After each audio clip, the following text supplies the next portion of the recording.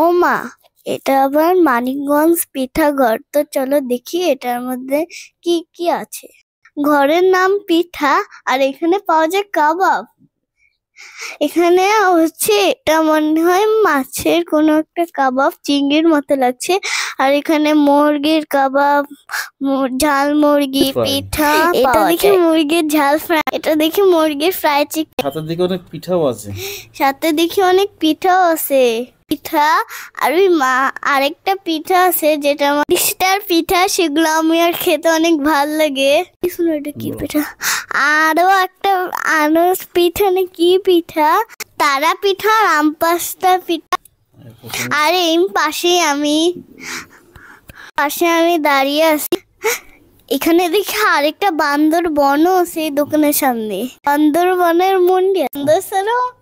বান্দর কোথায়? এখানে তো খালি পিঠার দোকান। আর এটা কি হচ্ছে? একটা পিঠা, এখানে সব পিঠা। এটা নকশি পিঠা, ভাপা পিঠা, আর ওই পাতার মতো একটা পিঠা পছন্দ। আর এটার পাশে আরো একটা, আর এটা ডাবের মানে নুডলস চিংড়ি দিয়ে, আর এটা ডাবের লাচ্ছি। আর ও মা, এটা দেখে বরিশাল জুস বাগান, জুসের ফলের দোকান। জুসের বদলে দেখি এখানে পিঠাও পাওয়া যায়। সব জায়গায় পিঠাই পিঠাই, কবে যে পিঠা ছাড়া অন্য কিছু আসবে।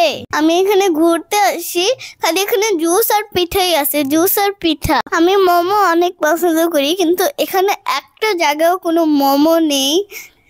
আর আমার অনেক শখ যে আমি কবে গ্রিন মোমো খাবো। এখানে দেখে আমার ফেভারিট কাঁচা আমও আছে। আপনারা যারা যারা দেশে যে কাঁচা, তো আপনাদের আমার এই ভিডিওটা কেমন লেগেছে অবশ্যই জানাবেন কমেন্ট করে। তো আজকে আমাদের এই ভিডিওটা এই পর্যন্তই ছিল। যারা যারা দেখেছেন অবশ্যই লাইক সাবস্ক্রাইব করে দেবেন। তো টাটা, বাই বাই।